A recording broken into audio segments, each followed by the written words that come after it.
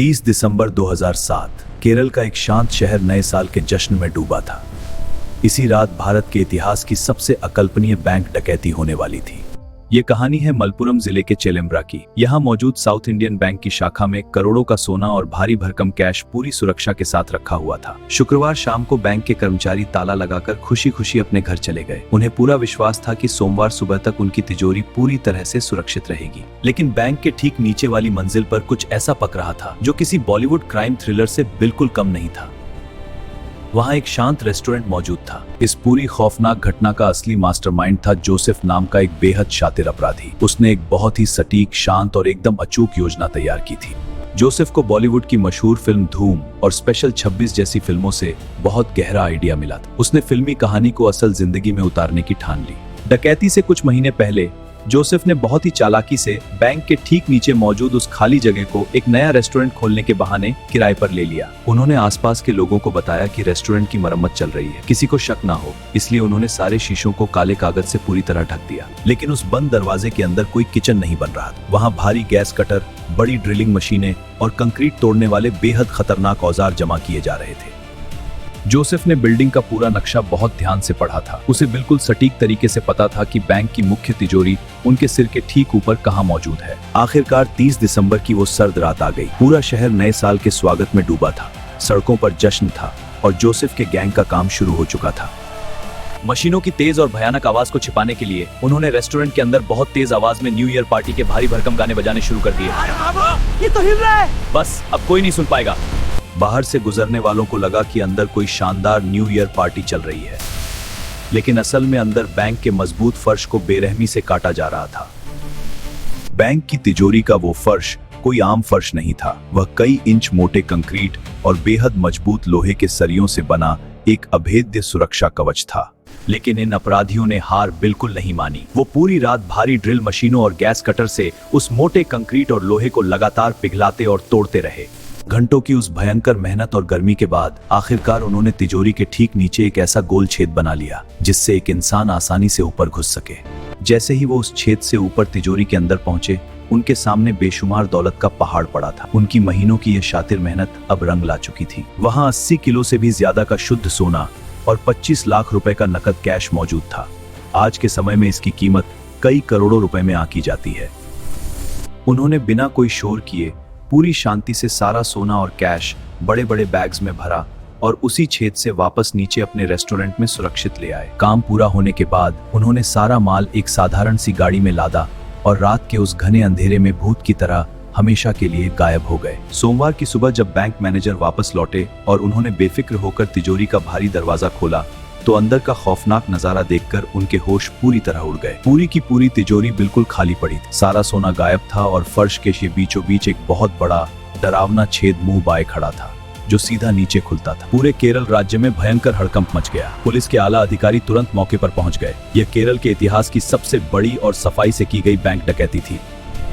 जब पुलिस ने नीचे वाले रेस्टोरेंट की तलाशी ली तो वहां कोई इंसान नहीं मिला। वहां सिर्फ गैस कटर के खाली सिलेंडर और कंक्रीट का भारी मलबा पड़ा हुआ था। सबसे ज्यादा हैरानी की बात यह थी कि उन शातिर चोरों ने वहां एक भी फिंगरप्रिंट या कोई भी सीधा सुराग बिल्कुल नहीं छोड़ा था। काम बेहद प्रोफेशनल था। पुलिस के सामने सबसे बड़ी और खौफनाक चुनौती यह थी कि उनके पास ना तो कोई गवाह था, ना कोई फिंगरप्रिंट और ना ही कोई सीसीटीवी फुटेज मौजूद थी। लेकिन केरल पुलिस हार मानने वालों में से नहीं थी। इस बेहद मुश्किल केस को सुलझाने की जिम्मेदारी तेज तर्रार आईपीएस ऑफिसर पी विजयन की एक खास टीम को सौंपी गई। मकान मालिक, उन लोगों के बारे में बताइए जो आपके रेस्टोरेंट चलाते हैं। साहब, वो तो अच्छे लगते थे। उनकी पहचान और आईडी कार्ड देखिए, क्या ये सही है? हाँ, यही तो दिया था उन्होंने, यही कार्ड। ये तो जाली है, पूरी तरह से फर्जी। जब पुराने सारे तरीके फेल हो गए तब पुलिस ने एक बेहद आधुनिक रास्ता चुना। साल 2007 में मोबाइल फोन का इस्तेमाल बहुत तेजी से आम हो रहा था। पुलिस ने बैंक के आसपास मौजूद सभी मोबाइल टावर्स का डेटा खंगालने का एक बहुत ही बड़ा और ऐतिहासिक फैसला लिया। यह कोई छोटा मोटा काम बिल्कुल नहीं था। पुलिस की टीम ने डकैती वाली उस खास रात के दौरान उस इलाके से किए गए लगभग 20 लाख फोन कॉल्स का भारी भरकम डेटा अपने सर्वर्स में इकट्ठा कर लिया। अब उन 20 लाख कॉल्स के महासागर में से अपराधियों का एक नंबर खोजना किसी अंधेरे कमरे में काली बिल्ली खोजने से भी ज्यादा मुश्किल काम था।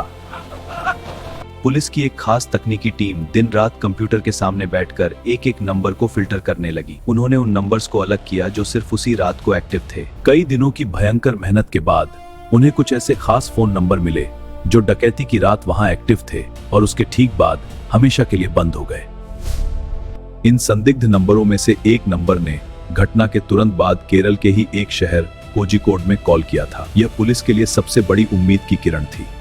पुलिस ने तुरंत उस नंबर को ट्रेस करना शुरू किया। उन्हें पता चला कि वह नंबर कोझिकोड के एक ऐसे आदमी के संपर्क में था जिसका पुराना क्रिमिनल रिकॉर्ड था। पुलिस ने बहुत ही खुफिया तरीके से सादे कपड़ों में उस आदमी का पीछा करना शुरू कर दिया। वो जानते थे कि एक छोटी सी गलती पूरे गैंग को अलर्ट कर देगी। पीछा करते करते पुलिस की टीम एक होटल तक पहुंची। इसी होटल के एक कमरे में मास्टरमाइंड जोसेफ और उसके साथी अपनी करोड़ों की इस डकैती का जश्न मना रहे थे। पुलिस ने बिना एक भी सेकंड गंवाए उस होटल को चारों तरफ से पूरी तरह घेर लिया। अपराधियों को अपनी बंदूकों या हथियारों तक पहुंचने का जरा सा भी मौका नहीं दिया गया।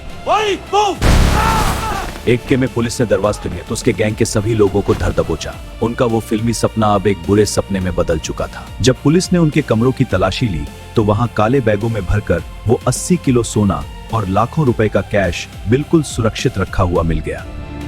केरल पुलिस की इस शानदार और तेज कार्रवाई की वजह से 80% से भी ज्यादा चोरी का माल मौके से ही बिल्कुल सुरक्षित बरामद कर लिया गया। जब पुलिस ने मास्टरमाइंड जोसेफ से कड़ाई से पूछताछ की तो उसने एक ऐसा चौंकाने वाला राज बताया जिसे सुनकर बड़े बड़े पुलिस अधिकारी भी पूरी तरह से हैरान रह गए। जोसेफ ने कबूल किया कि उसे इस खौफनाक और परफेक्ट डकैती का आइडिया सीधे तौर पर बॉलीवुड की फिल्मों से आया था। उसने फिल्म को ही अपनी असल जिंदगी बना लिया था। उसने फिल्मों की तरह ही पुलिस को चकमा देने की पूरी कोशिश की थी, लेकिन वह भूल गया था कि असली जिंदगी की पुलिस फिल्मी पुलिस से कहीं ज्यादा तेज और स्मार्ट होती है। इस चेलेम्ब्रा बैंक रॉबरी को आज भी भारत की सबसे चालाक चोरियों में गिना जाता है। यह केस आज पुलिस की ट्रेनिंग में एक बेहतरीन केस स्टडी के रूप में पढ़ाया जाता है। 20 लाख फोन कॉल्स को खंगालकर इतने शातिर अपराधियों तक पहुंचना केरल पुलिस की अदम्य इच्छा शक्ति और उनके बेहतरीन दिमागी खेल का एक बहुत ही ऐतिहासिक उदाहरण था। इस खौफनाक घटना ने पूरे देश के बैंकों की नींद उड़ा दी थी। इसके बाद रिजर्व बैंक ने सभी बैंकों को अपनी तिजोरियों के फर्श और दीवारों को बेहद मजबूत बनाने के सख्त आदेश दिए। आज के समय में बैंक की तिजोरियों में मोशन सेंसर और वाइब्रेशन सेंसर लगे होते हैं। अगर कोई फर्श काटने की जरा सी भी कोशिश करता है तो तुरंत पुलिस के पास अलार्म बज जाता है। अदालत ने जोसेफ और उसके सभी साथियों को उनके किए की सख्त से सख्त सजा सुनाई। उनकी वो रातों रात अमीर बनने की फिल्मी सोच उन्हें सीधे जेल की काल कोठरी में ले गई। ये कहानी हमें ये कड़वा सच सिखाती है कि जुर्म का रास्ता चाहे कितना भी परफेक्ट और फिल्मी क्यों न लगे, कानून के लंबे हाथ एक दिन उस तक जरूर पहुंच ही जाते हैं।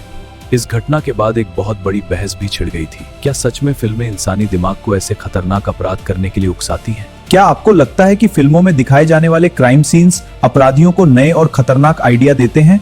अपनी बेबाक राय हमें नीचे कमेंट बॉक्स में जरूर लिखकर बताएं। हमें हमेशा उन पुलिस वालों की मेहनत की दाद देनी चाहिए जो दिन रात एक करके ऐसे नामुमकिन लगने वाले मामलों को सुलझाते हैं और समाज को पूरी तरह सुरक्षित रखते हैं।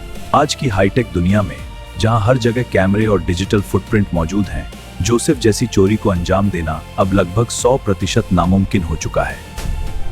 चेलेम्ब्रा बैंक रॉबरी की यह कहानी हमें हमेशा याद दिलाएगी कि इंसान का लालच उसे किस हद तक अंधा और खतरनाक बना सकता है। अगर आपको भारत के इतिहास की इस सबसे बड़ी और चालाक बैंक डकैती की यह रोंगटे खड़े कर देने वाली कहानी पसंद आई हो तो इस वीडियो को तुरंत लाइक जरूर करें। अपने दोस्तों और परिवार वालों के साथ इस वीडियो को ज्यादा से ज्यादा शेयर करें ताकि उन्हें भी पुलिस के इस ऐतिहासिक दिमागी खेल के बारे में पता चल सके। देश और दुनिया की ऐसी ही सस्पेंस और थ्रिल से भरी रियल लाइफ क्राइम स्टोरीज और डार्क डॉक्यूमेंट्रीज देखने के लिए हमारे चैनल को अभी सब्सक्राइब करना बिल्कुल ना भूलें। अगले वीडियो में हम आपके लिए लाएंगे एक और अनसुना रहस्य। तब तक के लिए अपना ख्याल रखें, सुरक्षित रहें। जय हिंद, वंदे मातरम।